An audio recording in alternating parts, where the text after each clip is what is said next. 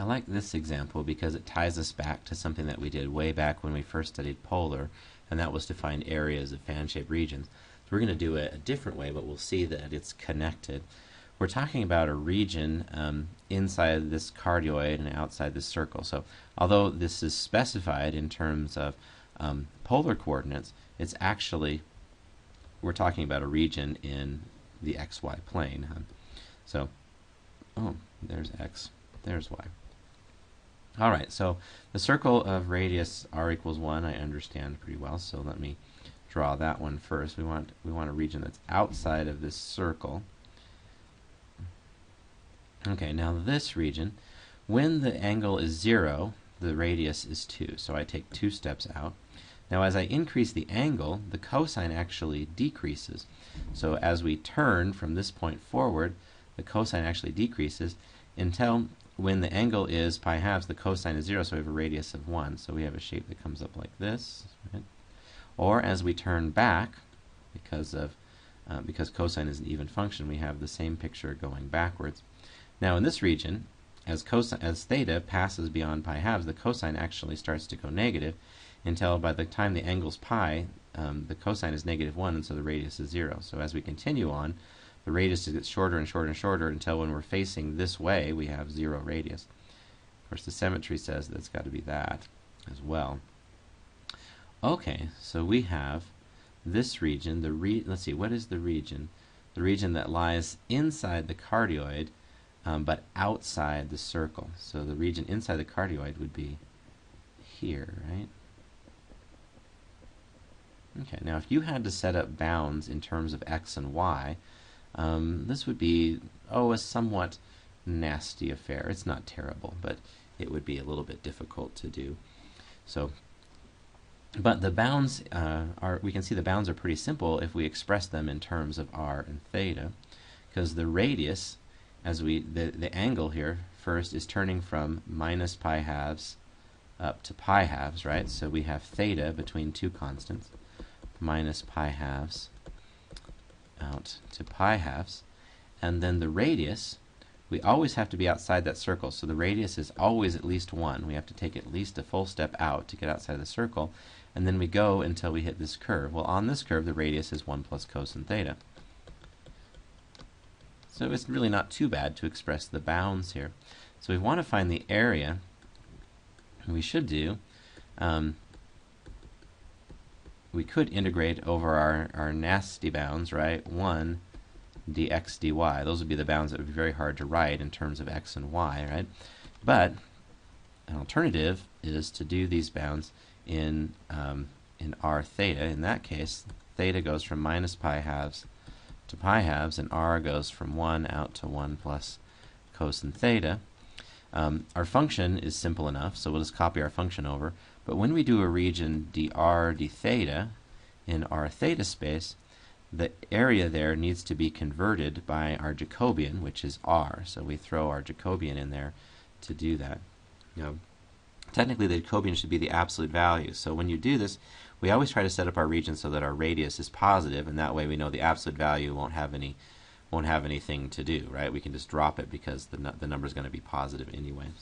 So think about that when you're setting up your bounds. Try not to set up things, since the Jacobian for polar is r. You can definitely specify things with negative radii, right? We've practiced that quite a bit, but you want to avoid that because the Jacobian is technically the absolute value of r, and if you can just make r positive, you don't need to write the absolute value signs, which will save you some work.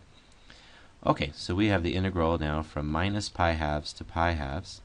We have to integrate r, which is the antiderivative of r would be 1/2 r squared, and we need to evaluate that between our two bounds, 1 plus cosine theta and 1, before we integrate with respect to theta.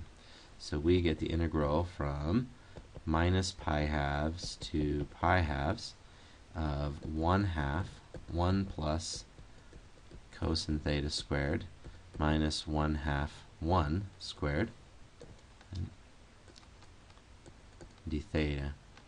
If you remember, we had another way of setting this integral up in terms of just a one-dimensional integral. We thought about turning, right? And we had this fan-shaped region like this. So to find the area of a fan-shaped region, you remember the equation was from starting angle to ending angle, 1/2 r squared d theta, where we wrote r in terms of the angle. So what you can see here is we have 1/2 r squared. That's finding the area inside this whole region here. And then we're subtracting 1/2 r squared, where r is 1, so we're subtracting the area inside the circle there. So the formula, we started off with a double integral, right? But at the very next step, it came down to our formula for a fan-shaped region. It was just kind of a nice little connection there. Okay, so let's see. We need to multiply all this out now. We have integral from minus pi halves to pi halves. And if we square 1 plus cosine theta, we get 1 plus 2 cosine theta plus cosine squared. There's a 1/2 there, so we get 1/2 plus cosine theta, and then plus 1/2 cosine squared theta, and then minus 1/2. So the minus 1/2 will just cancel that, right? There's going to be a minus 1/2 from here, and that's going to wipe out that plus 1/2 there. And we have to integrate all that d theta. Now, it's easy to integrate cosine, you just get sine. The 1/2 cosine squared is a little bit tougher, but remember there's this identity, it's called the power reducing identity, that says cosine squared is 1 plus the cosine of 2 theta all over 2, or that's 1/2 plus 1/2 cosine 2 theta. That makes it possible to do this. So we really need to find the integral from negative pi halves to pi halves of cosine theta.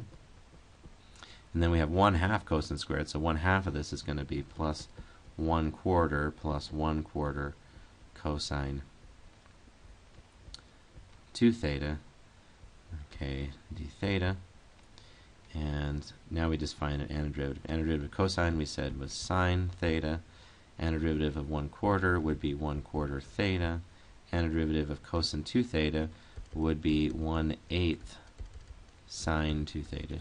Just check that the derivative outside is cosine, evaluate the inside, gives you cosine of 2 theta, times the derivative of what's inside gives you 2, 2 times 1/8 gives you back the 1/4. Now we just evaluate that between minus pi halves and pi halves. Okay, well, when you plug in pi halves to 2 theta, you get pi, or if you plug in negative pi halves, you get negative pi, but the sign at pi and negative pi is 0. So this is going to be 0 minus 0. That term won't contribute anything. And the sine of pi halves is 1, and the sine of negative pi halves is negative 1. So we're going to get 1 minus minus 1 by taking sine theta between those two bounds. And then here we're going to get plus 1/4 of, when theta is pi halves, we have pi halves, and minus minus pi halves when we do this. So 1 minus minus 1 would be 2.